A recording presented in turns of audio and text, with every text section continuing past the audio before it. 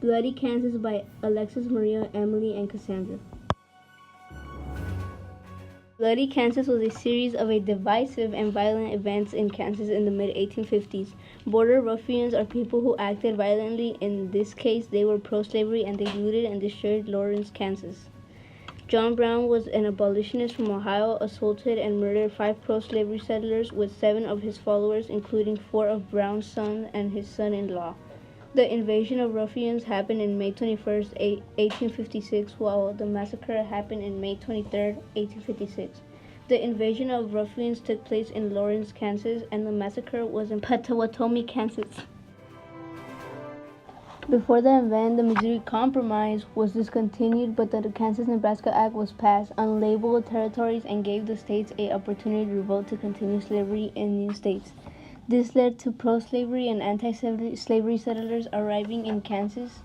Pro-slavery settlers trashed and looted the capital of the anti-slavery government in Lawrence, Kansas. This angered the free states, and they made anti-slavery settlers to move to Kansas. John Brown invaded a town who supported slavery with his 7 followers, killing 5 pro-slavery men. After the event, small armies extended over the east side of Kansas, but the violence calmed with the help of federal troops and John Gary. Eventually, Kansas became a free state in January 29, 1861.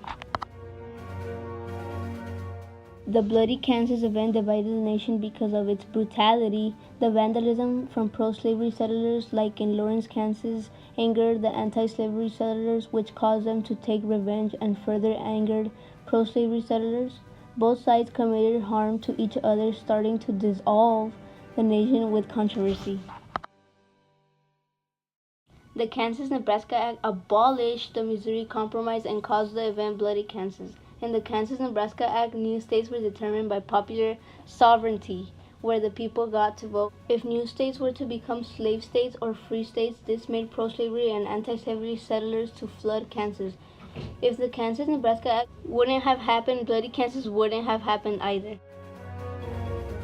In conclusion, Bloody Kansas was a divisive event for the U.S. during the mid-1850s that caused violence across Kansas after the Nebraska-Kansas Act in 1854. Thank you for watching our documentary by Alexis, Maria, Emily, and Cassandra.